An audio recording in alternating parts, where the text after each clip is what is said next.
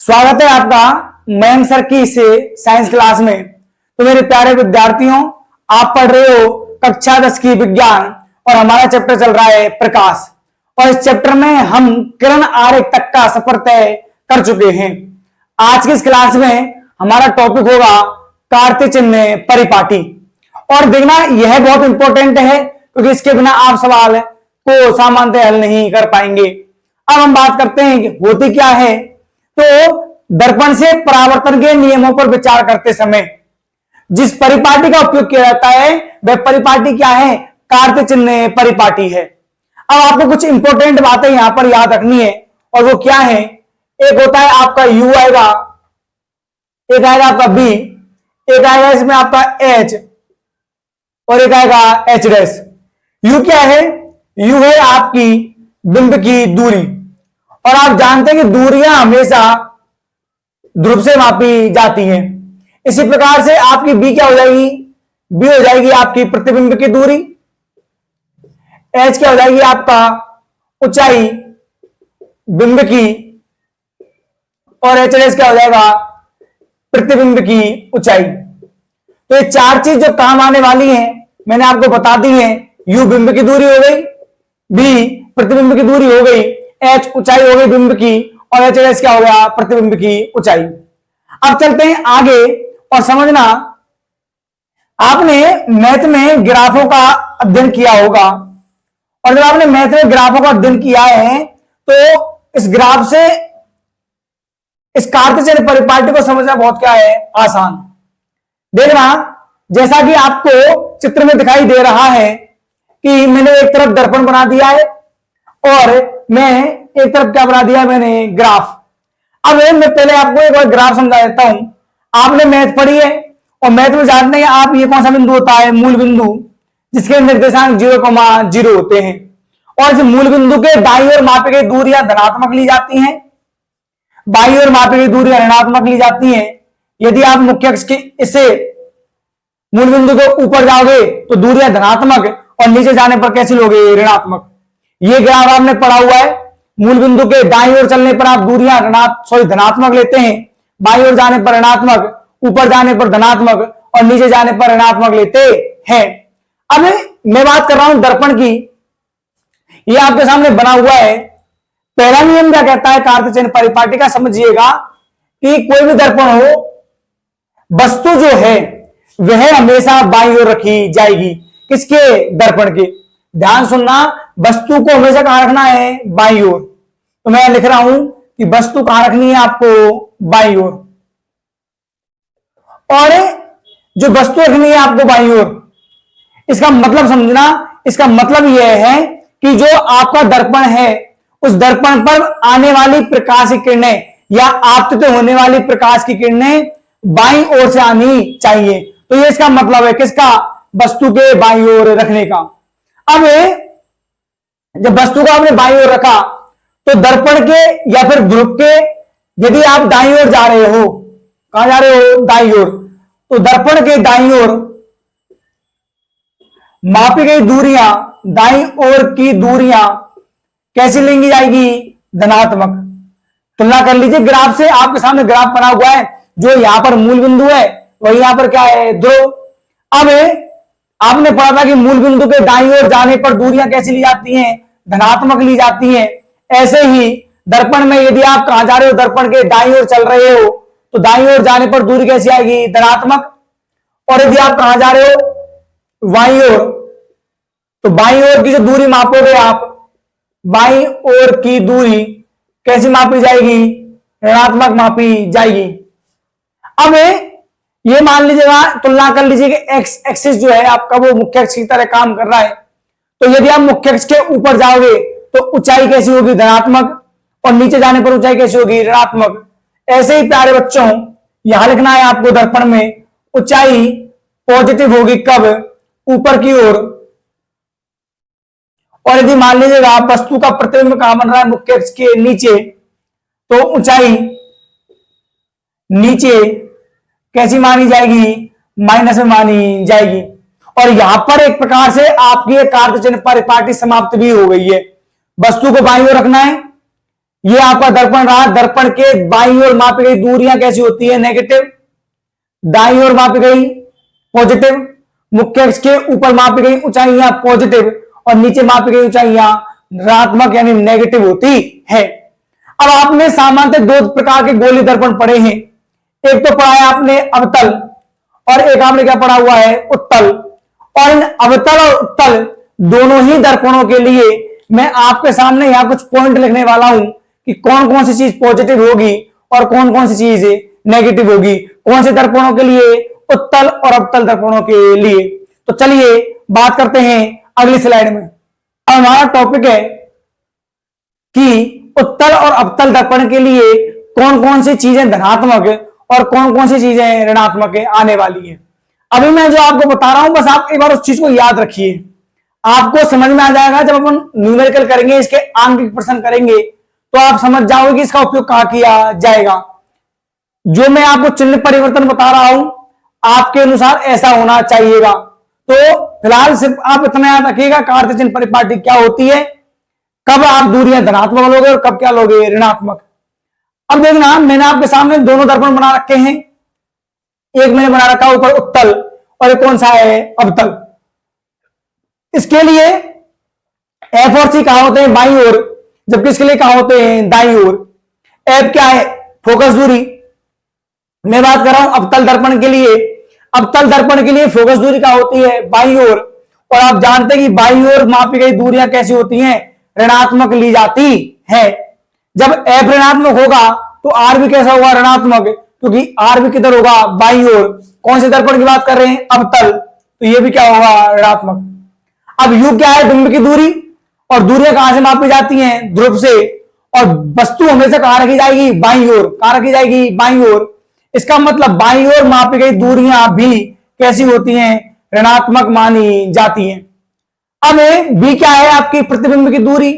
आप जानते हैं कि अवतल दर्पण के लिए सामान्यतः प्रतिबिंब का निर्माण मुख्य अक्ष के नीचे होता है, और मुख्य अक्ष के नीचे भी हो रहा है और कहां हो रहा है, बाईं ओर। तो बाईं ओर मापी गई दूरियां कैसी मानी जाएंगी, ऋणात्मक मानी जाएगी। एच क्या है, बिंब की ऊंचाई। बिंब कहां होता है, मुख्य अक्ष के ऊपर, और आप जानते हैं कि मुख्य अक्ष के ऊपर मापी गई ऊंचाइयां कैसी होती हैं, धनात्मक होती हैं। और एच डैश प्रतिबिंब की ऊंचाई है, और प्रतिबिंब कहां बनता है, मुख्य अक्ष के नीचे, और मुख्य अक्ष के नीचे मापी गई ऊंचाइयां ऋणात्मक ली जाती हैं। रट्टा मत मारना कि सर पांच नेगेटिव है, एक पॉजिटिव है, भूल जाओगे। रटोगे तो भूल जाओगे, चीजों को समझ लो कैसे आ रही हैं। ऐसे उत्तल दर्पण की बात कर रहा हूं, इसके लिए एफ यानी कि फोकस दूरी क्या होती है, राइट साइड में, और राइट साइड में मापी गई दूरियां यानी दाईं ओर मापी गई दूरियां कैसी होती हैं, धनात्मक। आर भी कैसी होगी, धनात्मक। यू क्या है, बिंब की दूरी, और बिंब तो चाहे कुछ भी हो, चाहे वो लेंस हो चाहे दर्पण, हमेशा बाईं ओर रखा जाएगा, और बाईं ओर मापी गई दूरियां कैसी होती हैं, ऋणात्मक होती है। अगली बात करूं तो प्रतिबिंब। आप जानते हैं प्रतिबिंब कहां बनता है, दाईं ओर। किसके लिए, उत्तल दर्पण के लिए कैसा होगा, पॉजिटिव। बात करते हैं एच के लिए। एच तो हमेशा ही क्या होगी, धनात्मक, क्योंकि वस्तु कहां रखी होती है, मुख्य अक्ष के ऊपर। और उत्तल दर्पण के लिए मुख्य अक्ष के ऊपर ही क्या बनते हैं, प्रतिबिंब, इसलिए एच डैश भी क्या होगी, पॉजिटिव। तो ये आपको रट्टा मारने की आवश्यकता नहीं है, ये मैंने सिर्फ आपको समझाया है। यदि आप लिखना चाहें तो उसको लिख भी सकते हैं, लेकिन केवल समझना ही है। जब हम सवाल करेंगे तो वहां पर ये चीजें क्या आएंगी, काम। तो आपने पढ़ लिया कार्य चिन्ह परिपाटी क्या है, इसका किस प्रकार से उपयोग किया जाता है। अगला हमारा टॉपिक है दर्पण सूत्र और आवर्धन। तो चलिए चलते हैं अगली स्लाइड पर। हमारा टॉपिक है दर्पण सूत्र। और दर्पण सूत्र क्या है बच्चों, एफ यू और बी में क्या है, संबंध है। और क्या होता है कि फोकस दूरी का जो व्युत्क्रम है, यानी कि 1/f, वह बराबर होता है किसके, 1/b प्लस के 1/u के। ये कौन सा फॉर्मूला है आपका, दर्पण सूत्र।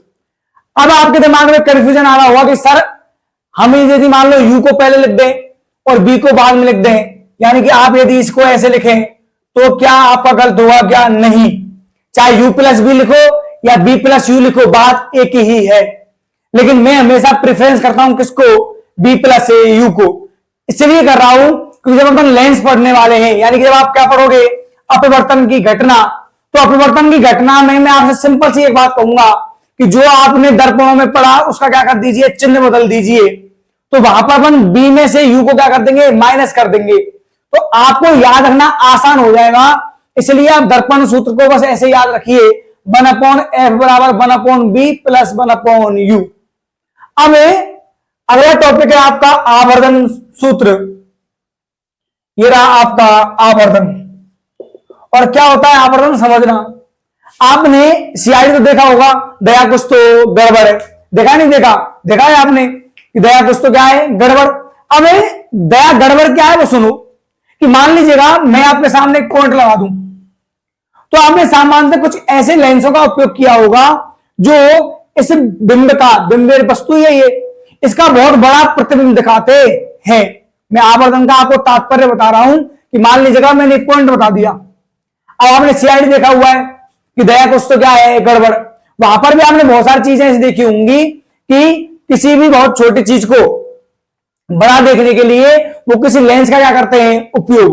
वो तो लेंस का कर रहे हैं, लेकिन हम बात किसी कर रहे हैं यहां पर दर्पण की।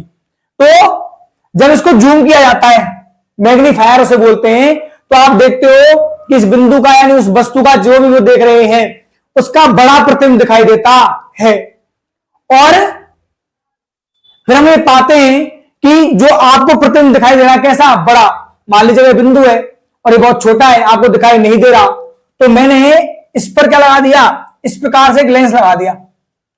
ये मैग्नीफायर आप जानते हैं जो क्या करता है, जूम करता है, ये तो लेंस है, लेकिन मैं बात इसी कर रहा हूं दर्पण की, बस आपको यहां समझाने के लिए मैंने लिया हुआ है।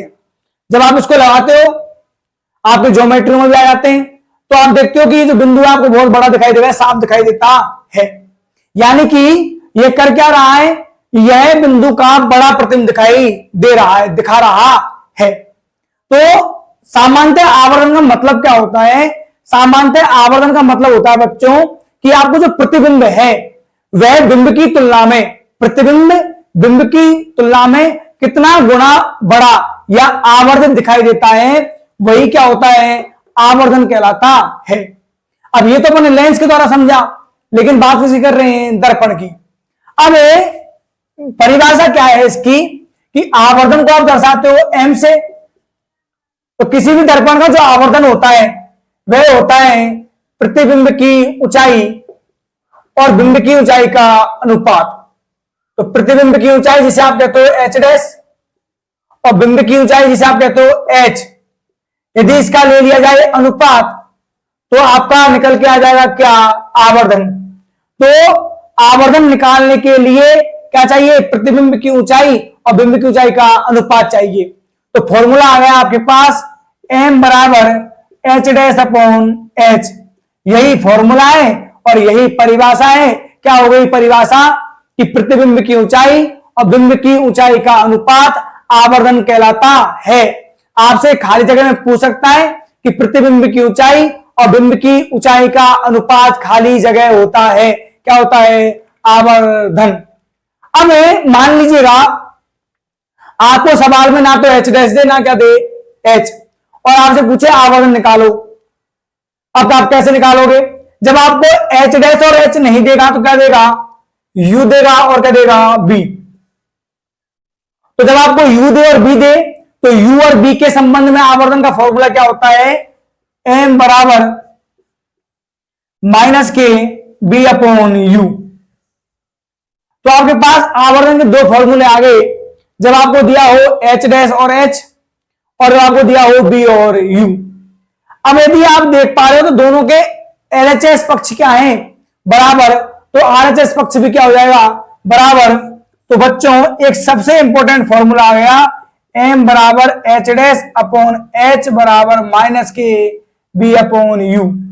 ये वह फॉर्मूला है, यानी कि जो दोनों फॉर्मूले ना, इन दोनों फॉर्मूले को मैंने मिला दिया और मिला करके एक कर दिया।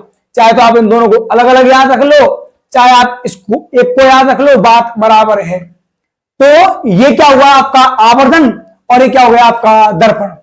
तो आपने कार्तेशियन परिपाटी पढ़ ली, आपने दर्पण सूत्र पढ़ लिया, आपने आवर्धन सूत्र पढ़ लिया।